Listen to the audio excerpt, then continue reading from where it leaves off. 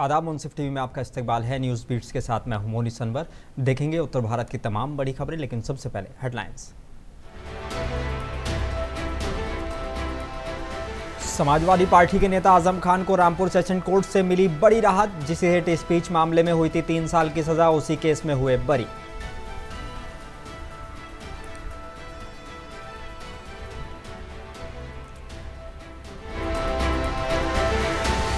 लोकसभा चुनाव से पहले उत्तर प्रदेश के मुख्यमंत्री योगी आदित्यनाथ ने पूरे यूपी के किसानों को दिया बड़ा तोहफा। बोले पुराना पैसा भी मिलेगा वापस।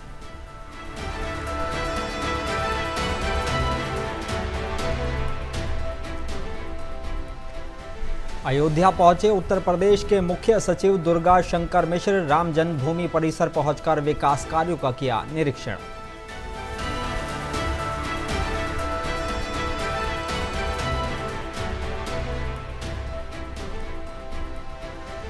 हंसते हुए कोर्ट पहुंचे सपा विधायक इरफान सोलंकी। बोले जीत हमारी होगी। प्लॉट और आगजनी समेत 7 मुकदमों में हुई सुनवाई।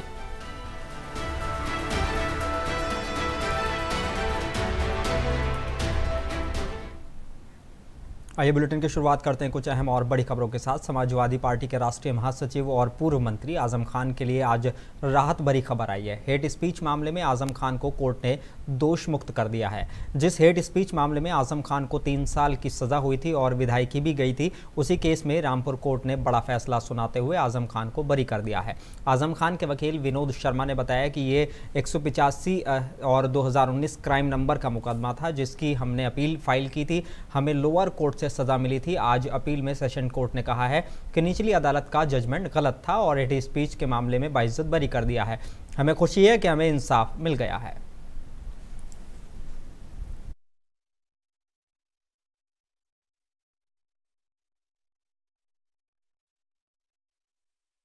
नंबर का था मुकदमा था, जिसके हमने अपील फाइल करी थी, जिसमें हमें लोअर कोर्ट से कन्विक्शन हो गया था। आज जो थी अपील में उन्होंने कहा कि जो नीचे का जजमेंट था वो गलत था और हमें उन जितने भी सेक्शन थे हेट स्पीच से रिलेटेड सब में हमें बाइज्जत बरी कर दिया है और हमें खुशी है कि हमें इंसाफ मिल गया। सर, ये वही मामला है जो 27 अक्टूबर 2022 में 3 साल की सज़ा पड़ी थी? जी जी जी। तो इसमें सर जो क्या कहते हैं कोर्ट का क्या फैसला है? दोष मुक्त किया, क्या किया? दोष मुक्त किया है। उन्होंने कहा कि हम जो प्रोसिक्यूशन था, अभियोजन था, अपना केस साबित नहीं कर पाया और हमें झूठा फंसाया गया और जो हमने नीचे प्ली लिखी थी हमें झूठा फंसाया गया, वो हमारी बात मानी गई और ये अपील जो है हमारे फेवर में एक्विटल कर दिया है। एक्विटल कर दिया। अब सर ये दोष मुक्त हो गया उस मामले से? एक्विटल हो गया, दोष मुक्त हो गया। तब चुनाव और लोकसभा चुनाव 2024 से पहले उत्तर प्रदेश में सीएम योगी आदित्यनाथ ने बड़ा ऐलान किया है। सीएम योगी ने प्रधानमंत्री किसान सम्मान योजना को लेकर एक कार्यक्रम में कहा कि जिन लोगों को अब तक किसी वजह से किश्त नहीं मिली है, उनको भी योजना से जोड़ा जाएगा। सीएम ने कहा कि जिन किसानों को अब तक पीएम किसान सम्मान योजना का लाभ बिना किसी वजह से नहीं मिला होगा, उनके पात्र पाए जाने पर पिछली किश्तें भी मिलेंगी। मुख्यमंत्री ने कहा कि हम तकनीकी का इस्तेमाल कर रहे हैं। बीसी सखी ग्राम सचिवालय इसका उदाहरण है। कृषि विभाग में आज व्यापक बदलाव हो रहा है। इसका लाभ अन्नदाता किसान को मिल रहा है। आज का वृहद अभियान 10 जून तक चलेगा। जो शिकायतें आई हैं या मिलेंगी, उनका निस्तारण भी तत्काल किया जाएगा।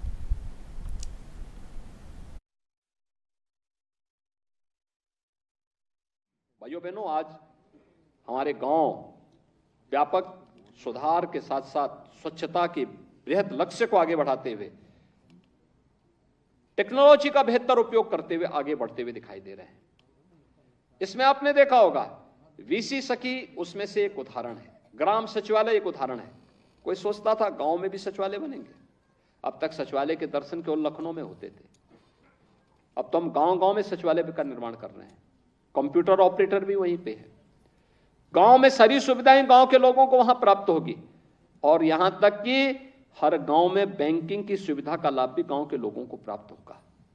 बीसी सखी, गांव की ही कोई बेटी या गांव की ही कोई बहू बैंक का पूरा लेन देन का काम उन गांवों में करने जा रही है और एक बड़ा अभियान है ये। गांव का पैसा गांव के विकास में खर्च होगा। गांव में अगर किसी व्यक्ति को अपने कारोबार के लिए पैसे की आवश्यकता पड़ेगी, वीसी सखी उसके लिए उनको सहयोग करने के लिए बैंकों के साथ जोड़ करके उस कार्यक्रम को आगे बढ़ाने में योगदान देगी। किसी को अपना पेंशन का पैसा निकालना हो, किसी को अपने खाते से पैसा निकालना, उसको बैंक जाने की आवश्यकता नहीं, वीसी सखी इस सारी सुविधा का लाभ उसे वहां उपलब्ध करा देगी। ये सभी इसलिए जिससे आपके समय की बचत हो और उस समय। और उत्तर प्रदेश के जिला कानपुर में सपा विधायक इरफान सोलंकी और उनके भाई रिजवान की कानपुर कोर्ट में आज पेशी हुई। इससे पहले 27 अप्रैल को उनकी पेशी हुई थी। बता दें कि महिला के प्लॉट पर कब्जा और आगजनी समेत 7 मामलों में सपा विधायक इरफान सोलंकी कोर्ट में पेश हुए, जिसकी वजह से कचहरी में भारी सुरक्षा बल तैनात किया गया था। सपा विधायक को महाराजगंज जेल में से देर रात को ही कन्नौज जेल में रुकवा दिया गया था। अतीक अशरफ की पुलिस कस्टडी में हत्या के बाद पुलिस पूरी तरह सक्रिय दिखाई दे रही है।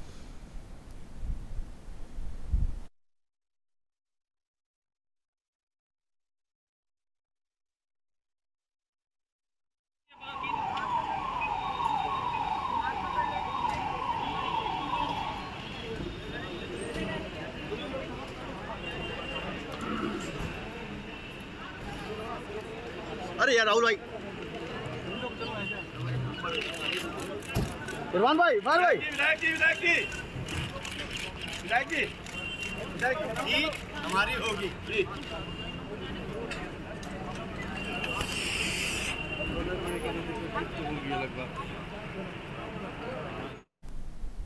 और अयोध्या पहुंचे मुख्य सचिव दुर्गा शंकर मिश्र ने आयुक्त सभागार में विजन डॉक्यूमेंट की समीक्षा कर अयोध्या में चल रहे विकास कार्यों की प्रगति की जानकारी ली। लगभग 2 घंटे तक चली बैठक में commissioner, IG, DM, SSP, CDO सहित सभी विभाग के अधिकारी मौजूद रहे। समीक्षा बैठक से पहले मुख्य सचिव ने गुप्तार घाट का निरीक्षण किया और घाट पर चल रहे विकास कार्यों को लेकर आवश्यक निर्देश दिए। इसके बाद श्री राम जन्मभूमि परिसर पहुंचकर परिसर में चल रहे विकास कार्यों का निरीक्षण किया।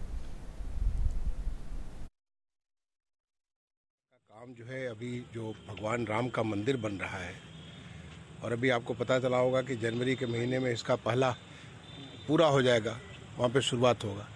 उसको ध्यान में रखते हुए तमाम सारे काम चल रहे हैं, चाहे सड़क के काम हो, पब्लिक को फैसिलिटेट करने के लिए, चाहे उनके शौचालय के लिए, उनको रुकने के लिए, खाने पीने के लिए, ठहरने के लिए, हर तरह की सुविधाओं का धीरे धीरे विकास हो रहा है और ये सारे काम बहुत तेज़ी से चल रहे हैं। साथ ही साथ ऐसे काम जो कि जब कोई अयोध्या आता तो अयोध्या से रिलेटेड और क्या क्या चीज़ उनको आवश्यकता थी, क्या नया चीज़ वो देख सकते हैं, क्योंकि यहाँ पे इस समय पूरे देश से ही नहीं बल्कि पूरे दुनिया की निगाह हमारे अयोध्या के ऊपर है। अयोध्या का जो शहर है उस पर हर कोई। और खबर अयोध्या से है कि जहां कुश्ती खिलाड़ियों के आरोपों के बाद विवादों में घिरे भाजपा सांसद ब्रजभूषण शरण सिंह अब अपना मुकदमा संतों की पंचायत में रखने वाले हैं। अखिल भारतीय कुश्ती महासंघ के अध्यक्ष की कुर्सी गंवाने के बाद ब्रजभूषण शरण सिंह का ये सबसे बड़ा दांव है। इसके बाद लिए आगामी 5 जून को अयोध्या के रामकथा पार्क में उन्होंने महारैली का आयोजन किया है, जिससे भारत भर के प्रमुख संत उपस्थित रहेंगे और उनके सुनने के लिए सामने 11 लाख करोड़ों की बड़ी भीड़ होगी। और सीधे शब्दों में कहें तो मंच पर बैठे साधु संत होंगे और जज की भूमिका में वो होंगे, तो सामने ब्रजभूषण शरण सिंह के समर्थकों की भीड़ श्रोता की स्थिति में होगी। यानी भाजपा सांसद ऐसा दांव चलने जा रहे हैं जिससे वो अपने पक्ष में कुछ अंक बटोर सके।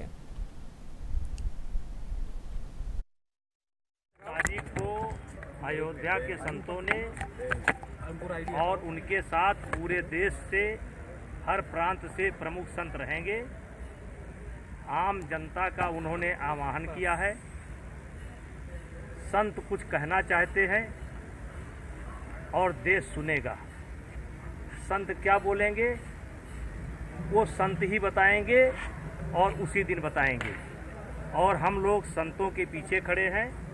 हम लोगों का उद्देश्य है कि कम से कम 11 लाख लोग यहाँ पर हों और संत कुछ बोलेंगे, संत कुछ कहेंगे और वो 11 लाख लोग संतों के बाड़ी का समर्थन करेंगे।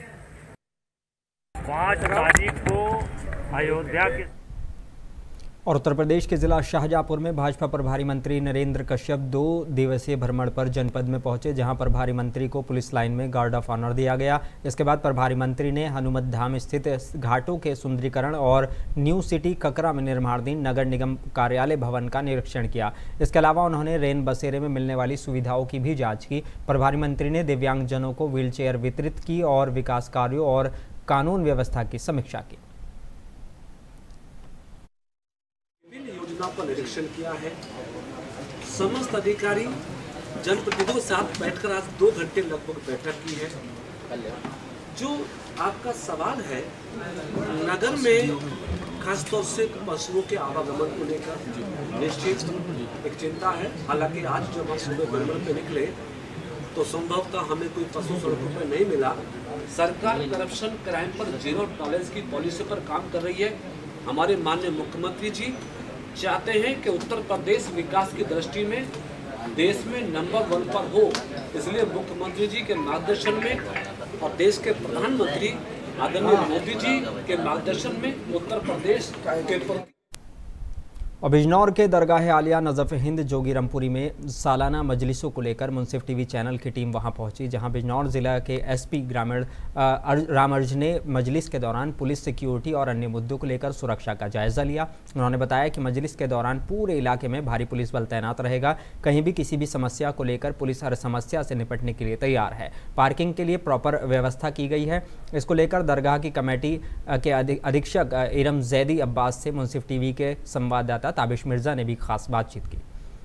देखिए, जैसा कि आप लोगों ने अभी देखा, हम लोगों ने भी फोर्स की ब्रीफिंग किया है। ये परंपरागत जो यहाँ 4 दिवसीय उर्स होता है उसके लिए जो है मुकम्मल पूरी व्यवस्था की गई है। हम लोगों ने यहाँ इस पूरे दरगाह क्षेत्र है इसको पूरा सेक्टर जोन में बांट करके यहाँ ड्यूटियाँ लगाई हैं। हमने चेकिंग की प्रॉपर व्यवस्था किया है, फायर सर्विस, एंटी सेप्टाज चेक की व्यवस्था किया है, पार्किंग की व्यवस्था किया है। सारी व्यवस्थाएं हमने यहाँ किया। मुकम्मल व्यवस्था हमारी है। सीसीटीवी कैमरे, ड्रोन कैमरे और वीडियो कैमरे, इन सबों के माध्यम से हम निगरानी करेंगे। और जैसा कि यहाँ ये बड़ा विश्व प्रसिद्ध स्थान है और परंपरागत रूप से यहाँ हर साल उर्स का आयोजन होता है और इस बार भी हम लोग पूरी मुकम्मल व्यवस्था के साथ एक अच्छा जो है कार्यक्रम जो है संपन्न कराएंगे। इसके लिए जो इंतजामिया कमेटी है उनका भी पूरा सहयोग मिल रहा है और प्रशासन का भी पूरा सहयोग है। आइए, इस वक्त मौजूद है जनपद बिजनौर के जोगीरामपुरी में सालाना मजलिस को लेकर आज हम पहुंचे हैं दरगाह आलिया। मैं आपको फुल तस्वीरें दिखाना चाहता हूं कि ये वो मौला अली का दर है जहां पे लाखों ज़ायरीन यहां पर आते हैं, सालाना मजलिस में अपनी हाजिरी देते हैं। लगातार देखिए लेडीज़ कुनबा यहाँ मातम कर रहा है, मौला अली को याद कर रहा है। मेरे साथ खसूसी प्रोग्राम लगातार यहाँ पर चलते हैं। मेरे साथ दरगाह की कमेटी भी है, अध्यक्ष जी मेरे साथ है, इरम जैदी साहब। बात करते हैं सालाना मजलिस को लेकर क्या क्या व्यवस्था दरगाह पर है। जी, क्या नाम है आपका? जी, मेरा नाम इरम अली जैदी है, दरगाह आलिया नजफ हिंद जोगीपुरा का अध्यक्ष हूँ। यहाँ जो है 25 से 28 तक जो हमारे सालाना मजलिसें होती हैं उसके लिए दिन करीब आ गए हैं। आज 24 तारीख है, कल से मजलिसें स्टार्ट हो जाएंगी। ज़ायरीन आने शुरू हो गए हैं। उन्हीं के इंतज़ाम में हम लगातार 1 महीने से उनकी तैयारी कर रहे हैं। अब 8-10 दिन से कंटिन्यू जो है प्रशासनिक मीटिंग हो रही है। आज भी मीटिंग थी, कल भी मीटिंग है, कल भी मीटिंग हो रही थी। और जो ज़ायरीन यहाँ लोग जो ज़ायरीन आ रहे हैं, हमारी तरफ से, हमारी कमेटी की तरफ से यही कोशिशें की जा रही हैं कि उन्हें किसी भी तरह की कोई तकलीफ़ ना हो, किसी भी तरीके की कोई दिक्कत ना हो। रेलवे स्टेशन पे हमने अपना एक कैंप लगवा दिया है दरगाह आलिया नजफ हिंद की तरफ से। जहाँ भी किसी को, जो भी लोग ट्रेन से उतरें, वहाँ हमारा कैंप लगा हुआ है। किसी को कोई दिक्कत परेशानी हो तो वहाँ अपना जाके पूछ लें। और ऐसे ही इसी तरह हमने बस स्टैंड पे भी अपना व्यवस्था कराई है कैंप की। तो इसी तरह जो है हम लोग ज़ायरीन जैसे बसों से, ट्रेन से आ रहे हैं। हमने स्पेशल 20 बसें इससे ARM से कह के, ARM साहब से कह के चलवाई हैं ज़ायरीनों के लिए। कंटिन्यू हमारी यही तैयारी है कि जो भी ज़ायरीन यहाँ आए उन्हें रास्ते में कोई दिक्कत परेशानी ना। और IAS की परीक्षा को लेकर 13वीं रैंक लाकर अयोध्या की विदुषी सिंह टॉपर्स में बन गई हैं और पहले ही प्रयास में संघ लोक सेवा आयोग की परीक्षा में उनका चयन हो गया। जिले के विद्यार्थियों के लिए ये एक पथ प्रदर्शक के रूप में है। सोशल मीडिया समेत विभिन्न प्लेटफॉर्म पर लोग उनको बधाई दे रहे हैं। सभी विदुषी के घर पर पहुंचकर बधाई और शुभकामनाएं दे रहे हैं। इस दौरान विदुषी सिंह ने बताया कि इस कामयाबी का श्रेय पूरी फैमिली को जाता है और उनके पिता ने सबसे ज़्यादा मोटिवेट किया, जिसकी वजह से पहले प्रयास में ही उन्हें सफलता मिल गई।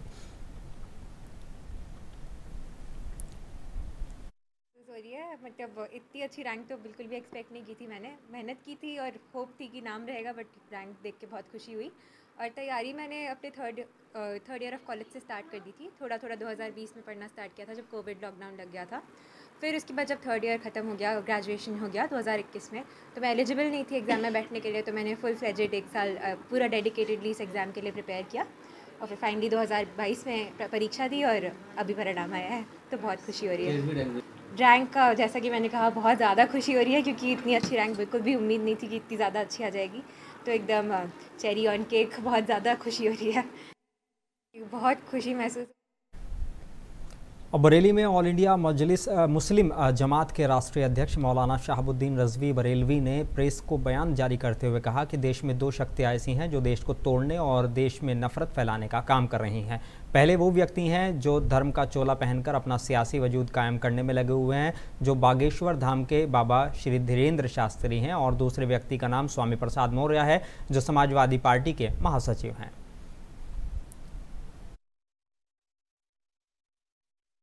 देश में दो ताकतें ऐसी हैं जो बराबर अपने बयानों के ज़रिए, सभाओं के ज़रिए देश को तोड़ने के लिए और नफरत फैलाने के लिए काम कर रही हैं।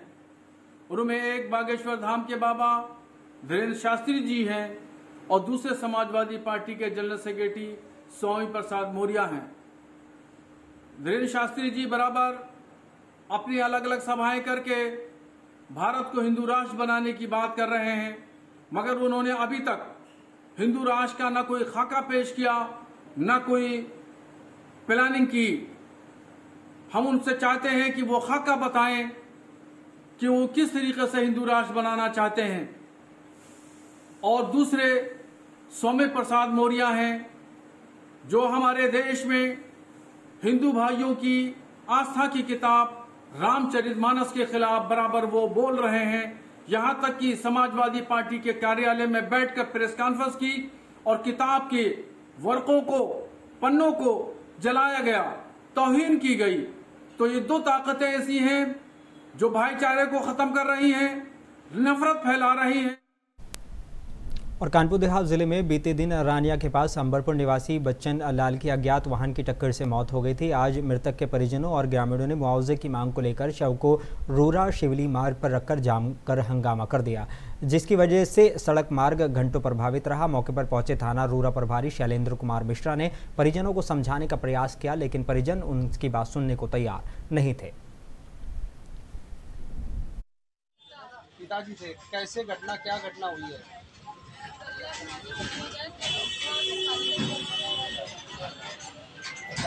किसकी गाड़ी चलाते थे? उसके पिता का नाम सुशील।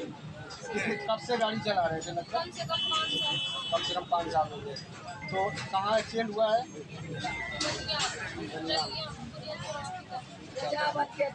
अब जो है आप लोगों ने रोड को जाम किया है, क्या मांगे हैं आप लोग, क्या चाहते हैं? मांग यही है तो कम से कम हम चारों बहन जिंदगी तो समझदार इतना तो मिल जाए हम लोगों को। 20 लाख मिले कम से कम 5 बहन की शादी कर दी, मेरी मम्मी तो सारा कुछ कर रही।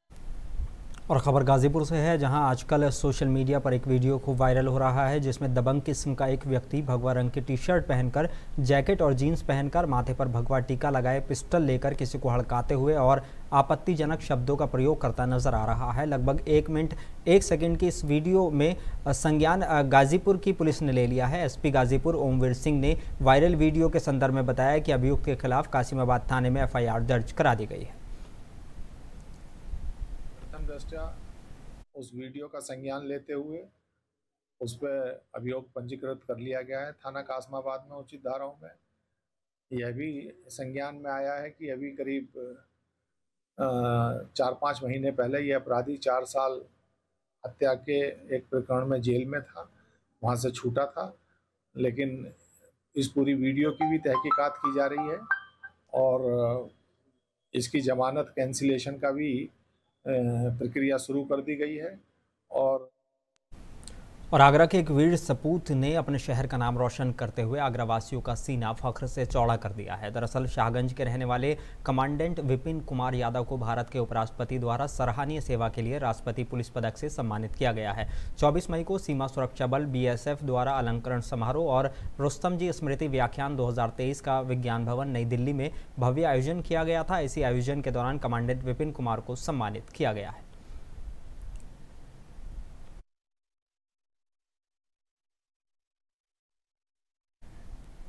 खबरों का सिलसिला जारी है, लेकिन यहाँ रुकेंगे एक छोटे से ब्रेक के लिए।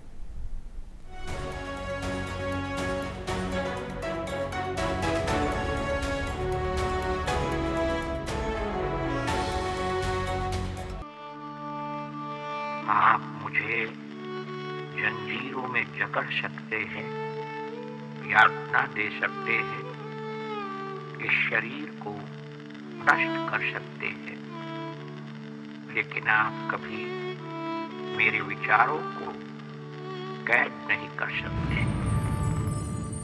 मैं हिंसा का विरोध करता हूं क्योंकि उससे पाया हुआ समाधान बहुत कम वक्त के लिए होता है और उससे पैदा हुई नफरत हमेशा के लिए। दुर्बल लोग कभी क्षमा नहीं कर सकते।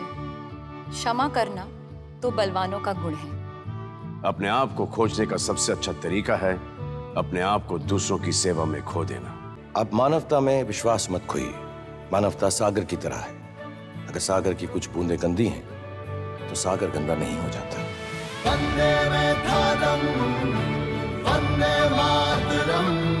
आइए गांधी जी के 150वें जन्म दिवस पर उनके विचारों को अपने अंदर जिंदा रखें।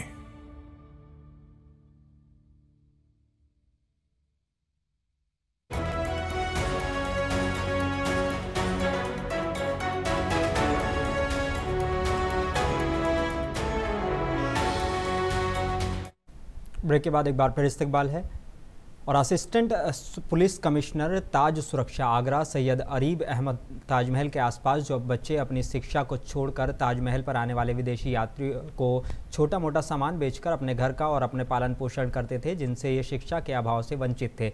इसी को देखते हुए ताज सुरक्षा अधिकारी सैयद अरीब अहमद ने इन बच्चों के पढ़ाई का जिम्मा उठाया है।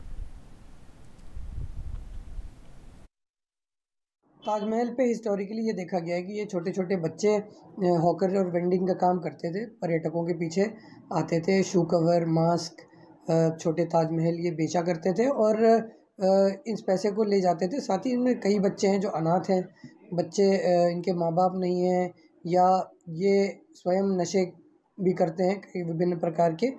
तो इन बच्चों को हमेशा पुलिस ने हमेशा इनको दौड़ाया है, इनसे सामान छीना है और पुलिस के जाने के बाद ये फिर से वापस आके उन्हीं गतिविधियों में संलिप्त हो जाते थे।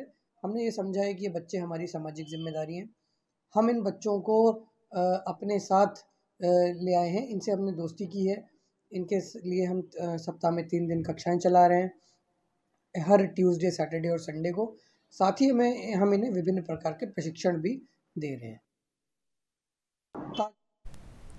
और आगरा डीसीपी विकास कुमार लगातार लंबे वक्त से खोया पाया मोबाइल अभियान चलाते नजर आ रहे हैं। अभी तक कई लोगों के चेहरों पर उनके खोए हुए मोबाइल को वापस देकर उनके चेहरों पर एक अलग ही खुशी लौटा पाए हैं, जिसके तहत आज भी तकरीबन 55 से 56 लोगों को उनके मोबाइल वापस देकर उनके चेहरों पर खोई हुई खुशी वापस लौटा दी गई।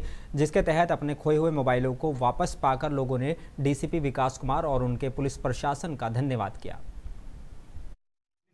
नगर के कार्यालय में चल रहे खोया पाया सेल ने इस महीने 55 मोबाइल बरामद किया है, जिसका बाजार का मूल्य लगभग 9,60,000 रुपये है।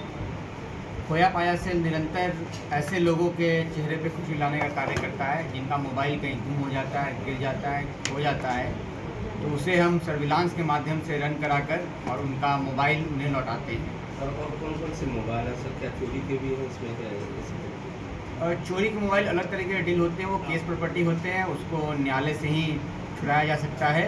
ये वैसे मोबाइल हैं जिस पे कोई मुकदमा पंजीकृत नहीं कराया गया है और इसके ओनर के द्वारा हमें ये सूचित किया गया है कि ये मोबाइल खो गए हैं, वैसे मोबाइल हैं ये लोग।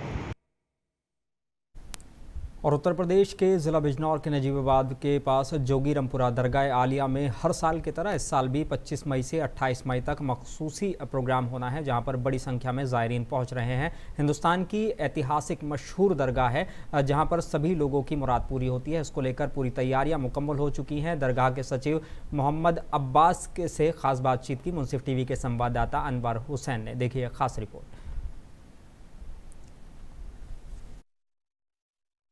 इस वक्त नजीबाबाद के जोगीरामपुरे में मौजूद हूँ। हिंदुस्तान की मशहूर दरगाह आलिया यहाँ पर है और यहाँ के जो सेक्रेटरी हैं मोहम्मद अब्बास साहब, आइए हम जानते हैं कि 25 से मखसूसी शुरू हो रही है, इस बारे में आप क्या कहेंगे? बिस्मिल्लाहिर्रहमानिर्रहीम।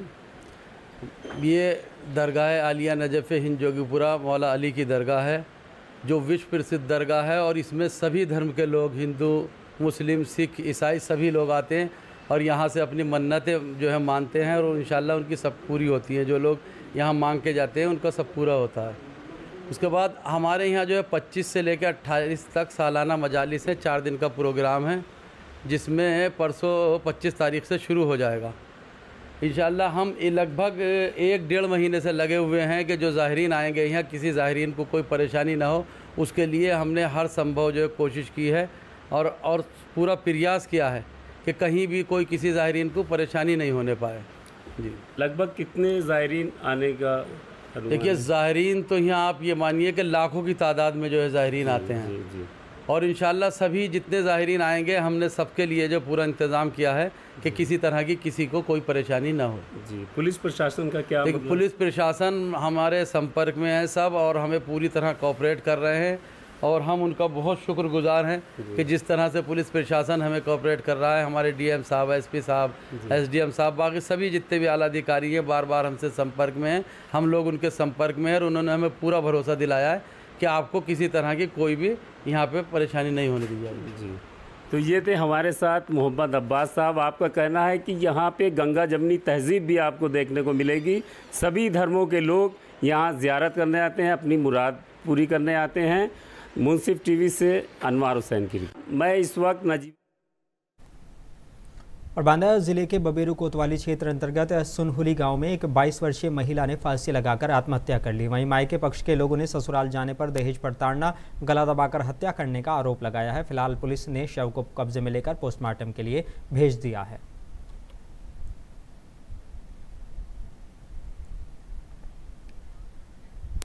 और उत्तर प्रदेश के मुरादाबाद के कोतवाली थाना क्षेत्र स्थित एक होटल में हिंदू संगठन के लोगों ने मंगलवार को एक युवक को पकड़कर पुलिस के हवाले कर दिया। हिंदू संगठनों का आरोप है कि लड़की नाम बदलकर नाबालिग लड़के को अपने साथ होटल लेकर आया था और अलग समुदाय के होने के चलते होटल वालों ने कमरा देने से मना कर दिया। सूचना मिलते ही हिंदू संगठन के लोगों ने पुलिस के मौके पर बुलाकर पकड़े गए लड़के को पुलिस के हवाले कर दिया और छेड़खानी और पॉक्सो एक्ट के तहत उस पर मामला दर्ज कराया गया है।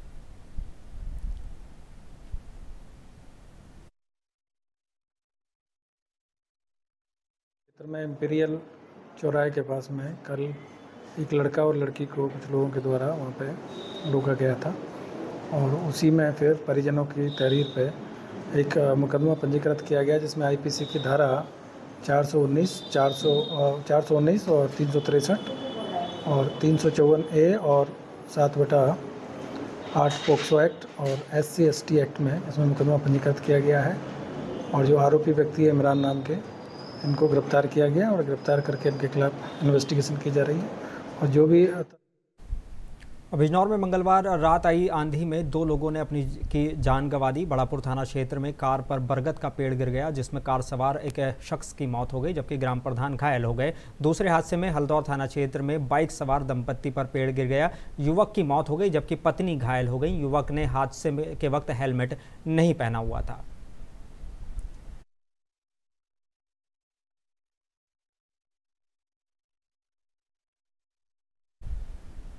और जिला पीलीभीत के पुरनपुर में अतिक्रमण हटाओ अभियान पर भेदभाव का आरोप लगा हुआ है। कौशलेंद्र भदौरिया समाजसेवी एडवोकेट ने आरोप लगाया है कि कुछ लोगों के द्वारा अतिक्रमण हटाया जा रहा है तो कुछ लोगों को छोड़ा जा रहा है। क्षेत्र में अतिक्रमण के नाम पर भेदभाव के तहत अतिक्रमण हटाओ अभियान चलाया जा रहा है। इसको लेकर कौशलेंद्र भदौरिया बुलडोजर के सामने लेट गए और बिना भेदभाव के अतिक्रमण हटाने को कहा है।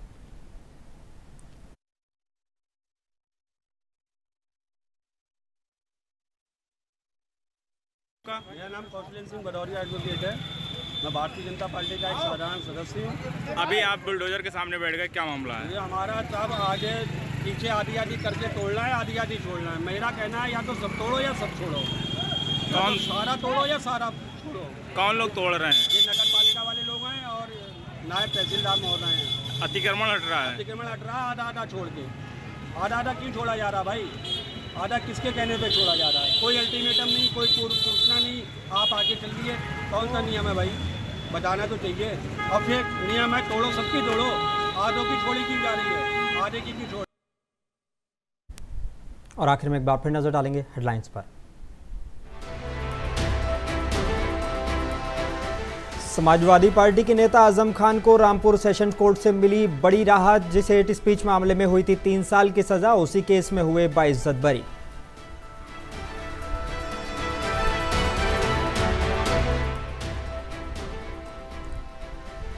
लोकसभा चुनाव से पहले सीएम योगी का पूरे यूपी के किसानों को बड़ा तोहफा, बोले पुराना पैसा भी मिलेगा वापस।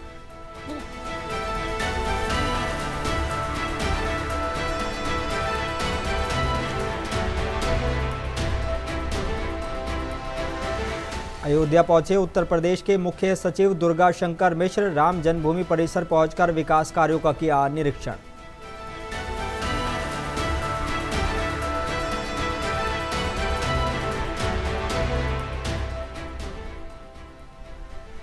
हंसते हुए कोर्ट पहुंचे सपा विधायक इरफान सोलंकी, बोले जीत हमारी होगी। प्लॉट पर आगजनी समेत 7 मुकदमों में हुई सुनवाई।